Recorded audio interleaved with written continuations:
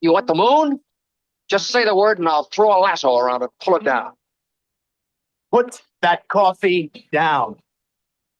I'm a British, not a Danish. It don't matter if you win by an inch or a mile. Winning's winning.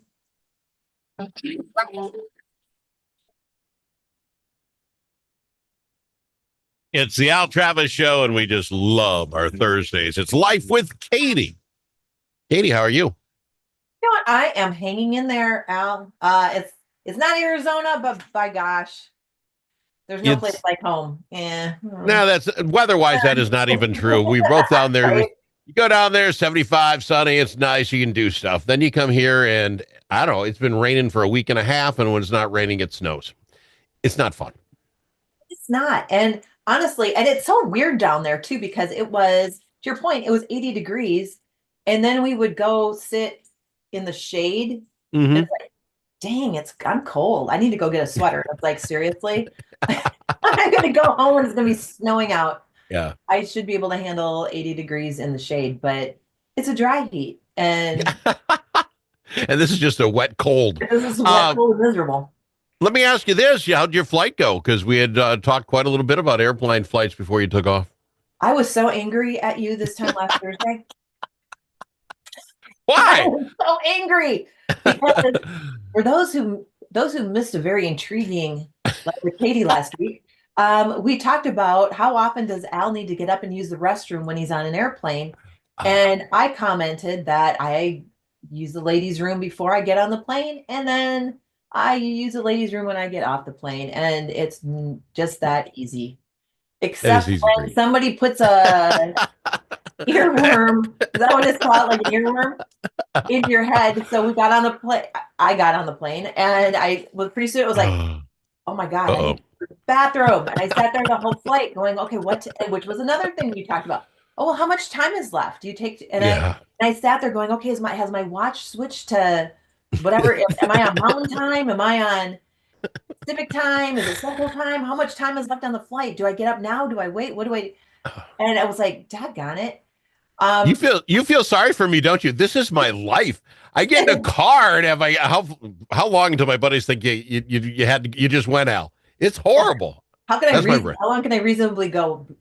Well, so I finally made my way up and used the restroom and survived, and it was fine, but I absolutely 100% blamed you. And I think one of the first things I did when I got to the airport in Phoenix was text you. I did get a text. Yeah, thanks for nothing. Happily, that's funny.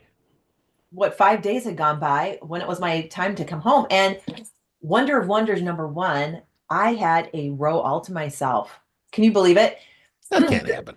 I know. Planes are always packed and there's always so many people. And and I kept watching as people were coming up because on the aisle, like we talked about, we get aisle seats.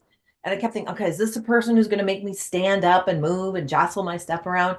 And they just kept walking by me. And I was like, what? And then pretty soon I looked down the aisle to see if there was and there was nobody else coming. So what was the first thing I did? I took my carry-on that was underneath my seat. I moved it over to the aisle seat so that I could, spread my legs out. Then when we were up in the air and I was confident nobody was definitely coming in. Man, I moved to I'm sure I annoyed people because our flight ended up leaving at like 10 after 7. I worked my way over to the window seat, pivoted and put my legs up and had my legs across. Oh, we hate you. These other people are squished and you're laying down. And I'm laying down. And then I took I turned on all 3 of the overhead lights, which I'm sure is annoying for people who are trying to sleep, but I had all 3 of my lights on and I finished the rest of my book in total comfort. It was nice. That isn't good. I did think after the show, not talking about going to the bathroom on planes is not riveting enough, but if we can share that, I don't want to just beat down last week's show. But you did mention that your ex had a living cow when you got 2 aisle seats instead of sitting next to each other. And I'm thinking you're a genius because that gives you the ability to chat, but still have room. I think we need to come up with a list of things because this sounds wrong. You've been around. I've been around. List of things that should be drop dead stuff.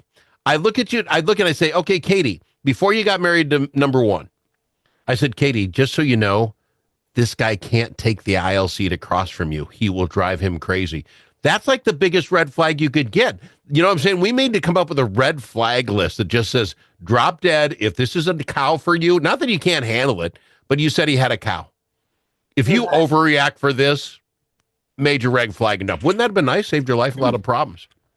I think so. Except, you know what? When you're madly in love, it's like, oh, when I in like Isn't that cute? He just has to sit next to me. Oh, that cutie. He loves me so much that he has to sit right next to me and so we can hold hands.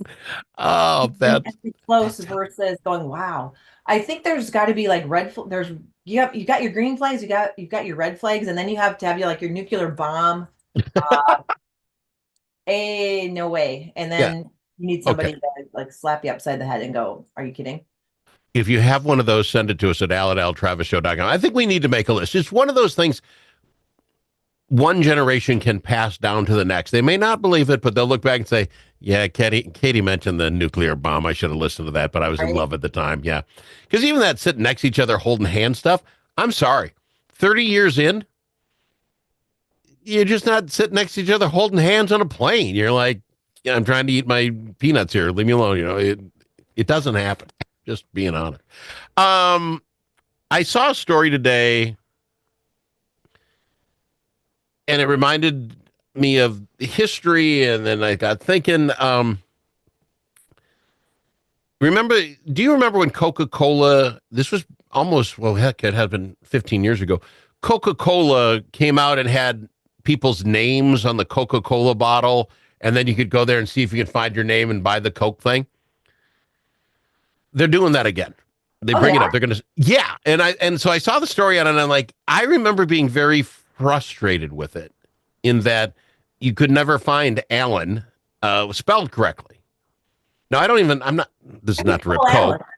How do you spell it? Alan, like regular people spell it, and it's usually A-double-L-E-N. No. Oh. So I never found my bottle. Now I look, and even though I'm a Pepsi guy, I'm a Mountain Dew guy, but I think and I looked for my name on them, and if I found one, I would have had it. So this nostalgic thing they're doing, I think it's brilliant, but I don't think you can do enough names. Did you ever find the Katie? I don't remember ever finding Katie, and there are so many unique names out there now, and people, it's like a badge of honor if you can name your child a name that is spelled so crazy that nobody else has ever seen or heard of it before and doesn't know how to pronounce it.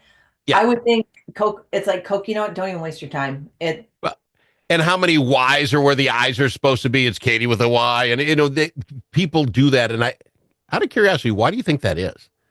You named your kid Samantha, I presume. Yeah. That's a normal name. And no, it's SCAMMAENTHIA. What?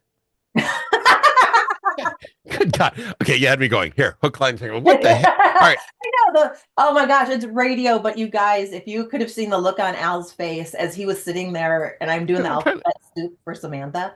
That was awesome. All right, you can see it on YouTube. If you join us on the YouTube, it'll be on Facebook in a minute. I got to go to break. Anyway, that was this. It just brought it back to me. I would have done it if I could have found my name and bought a bottle of the other product. I don't drink Coke. Would you have kept it though? Would it be sitting on the shelf behind you, still open, or more than likely I would have kept it? Yes, even if I drank it, I would have kept the bottle. I think it's a brilliant idea, but like you say, how do you get everybody in? There are just so many names, so many offshoots of it. There's no more Bob and Chris and Paul and Katie. We're done with that. I don't know how they do it. We'll find out. That's coming up. I had one other nostalgic thing I want to talk about right after we get done with the break. It's Katie and Life with Katie on the Al Travis Show. Chanhassen Dinner Theaters brings you its most popular show of all time, Grease. You'll hear all your favorite hits from the Broadway musical and the movie. Join the whole gang at Rydell High. We'll sing, we'll dance, we'll bring you back to high school life in the 50s. Poodle skirts, bobby socks, the soda shop, and drive-in movies. Grease, it'll rock your socks off. Order your tickets today. Visit chanhassendt.com. Do you have a closet full of old videos, photos, slides, or films? Regain that space and preserve those memories for future generations. Visit archivinglifemedia.com or call 952-829-8018. See how safe and simple it is to digitize all your media. Gain peace of mind knowing that all those important memories will be saved and can be seen and shared again. Do it today. Check out archivinglifemedia.com or give them a call, 952-829-8018.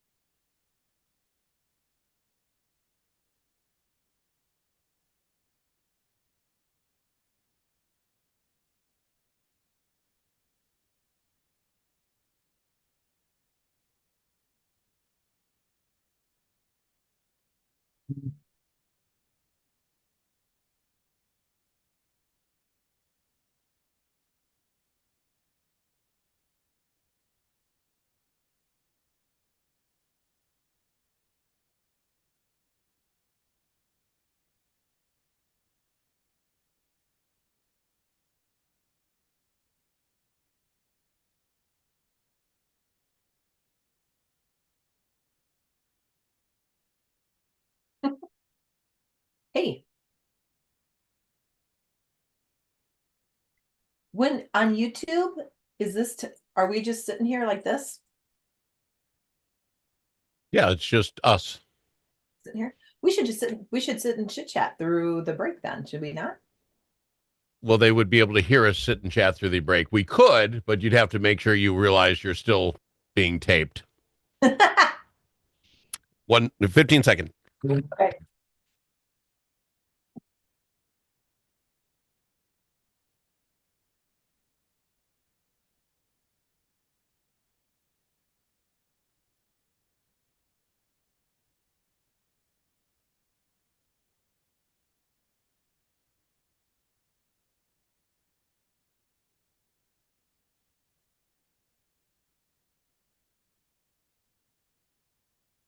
It's nice to know a guy that knows a guy. Al Travis. She's Katie. It's Life with Katie on the Al Travis Show. Katie and I actually went to high school together many moon ago. Katie, could you agree with me that we are to the point now that our lives are so much better than they were, and we can just stop innovating things when it comes to technology? Could we stop here at 2025 and just be done with it? Because I've had a terrible week with computers and upgrading and moving things over. I'm just done. Is it okay at 60 to pull out and just say I'm done? I need no more in my life. You know what? I think we're getting there, because as life gets simpler with technology, it's so freaking complicated. Oh my gosh. Hey, here's what I want. I just want to pay for parking. Oh, well, you've got to get out your phone. You've got to do the QR code. You've got to sign up for the app. You've got to, it's like, hey, here's $5. Okay. What world do I live in? Here's $5. Here's $20 for parking. I just go about my day. No, I have to stand there for 50. And then I got a thing. Okay. Parking is just such a simple one. However, then my friend in Idaho sent me saying, hey, beware. People are putting QR codes. Yeah. On top of QR codes. So you're like, oh, I'm going to pay for parking. QR code, $20. And it's to their bank account, and then your car gets towed, and the city of Minneapolis goes, how stupid are you? It's like, well, how do I know? Who put up the freaking QR code? That's not easy to do that. So I don't. It's so I have to share the story. 2 years ago in Nashville with my kids, and we parked in a lot, and of course I carry cash because I have to pay the $20 to park my car, and there was none of that. It was a QR sign. So, not to be, uncool, I pull my phone out and I start taking pictures of the QR code, and it's not going through. And my kid goes, what are you doing? I had like 7 photos of the QR code. Oh, you're taking pictures? I think that's what you do. I mean, I think I know something. I know nothing. My kid's laughing his butt off. I actually have in my photo collection of my trip a picture of the QR code that didn't work. We gone too far. Here's $20. Park my car. Right. Well, remember during COVID, menus were that way. That's how we really got the hang of QR codes, because everything was QR code menu, and it's like, seriously, isn't that dumb? We couldn't touch anybody else's menu. Oh my god. Well, you know what? At my work, I work for Mainstream Boutique. We're a women's franchise, and we are updating all of our point of sale systems in all of our stores. So it's the first, right? The first one is hard, and then it gets easier each time you do it. It's kind of like QR codes. Now it's like, I can't believe I ever took a picture of it. But in the beginning, it's like, who knows what you're supposed to do with it? I gotta, Bray, I don't like your voice of me when you imitate me. That isn't. I don't sound like that. That's horrible. Okay, I don't like your imitation of me. Just going to throw it out there. Okay. I will say, as much as I was wrong in our yearbook, if you look at it, I said in 1983, those computers will never be nothing. It takes people to sell things. There's a reason I didn't invent Amazon. I get it. I was wrong. But you were completely correct in my yearbook, and I say congratulations to you. Of course, we're very tight. My yearbook, Katie says to Al, stay cool, Al. I appreciate it all these years later. You really touched my soul with that. When I look back, I find that I'm a better human having believed you that I could stay cool all these years. You were really a giver in high school. I'm telling you. Right. Well, you know what? I remember the weekend before I wrote in your yearbook, and I was up. I couldn't sleep. I practiced the handwriting. Stay cool. Stay groovy. Stay real. Al, when's the last time you went back and looked at your graduation book? When's the last time you looked at your the book, your class book, yearbook? When was the last time you looked at it? Like thumb through it? Yeah. Probably 1983. Seriously, you do not know how many people thought you were the coolest. You got to go look at it. I was cleaning up the basement, and it's in an old crappy box, and then there it was. And so I went, oh, let's see what Katie looked like. And I flopped through it, and there you are. Stay cool, Al. Stay cool. Yeah. You know what? Probably should. I know it's out. I think it's out in my garage in a Rubbermaid container. I should go get it, because when I'm feeling down, I'd probably feel really happy if I read "Stay Cool." Isn't that it's just such a warm, touching feeling? And then I go, and now 60 years later, here she is on my radio show, ripping me on a regular basis. Stay cool. And I bet there's some BFFs. Let's be friends forever, Susie. Yeah. And then literally never talk to him the day after graduation. As you went to your way, they went theirs, but we're going to be close forever. Yeah, that's how that works. My best friend forever is Susie. But my but how many in the yearbook who'd be like, we're gonna stay friends forever. I haven't seen you since graduation day. I don't think. How many who you are, because you didn't sign your last name, so I've got no clue, Kim, who you are. But I don't think we're best friends anymore. I find it weird. I have 3, and not because of necessarily high school, because after college we kind of got together and had a good time, and we've been doing this for forever. We get together all the time. So I do have 3 high school buddies that I stay in pretty tight contact with. What would be your number? How many people are high school friends of yours 45 years later, whatever it is, are you on a regular in contact with? And we graduated 500 and some people, by the way. How many would you say? Got a number? What? No. Really? Okay. Well, that makes sense. I'm not trying to put a number. The 3 of us is just a weird, freakish thing. I don't think that happens much at all. I would wonder if somebody did a study, how many people actually, I suppose you marry your high school sweetheart, that would count. But you know what I'm saying? Do you think many people, the people you hang with, do many of them hang with their high school friends yet? That can't be. I don't think so. And you know, when I was first married, there were 4 of us that were tight, and we did things with our husbands and whatnot. And then people, then life happened, and that was the end of that. Yeah. And everybody's just kind of, having kids really puts a damper, it screws everything up, right, on your friend group.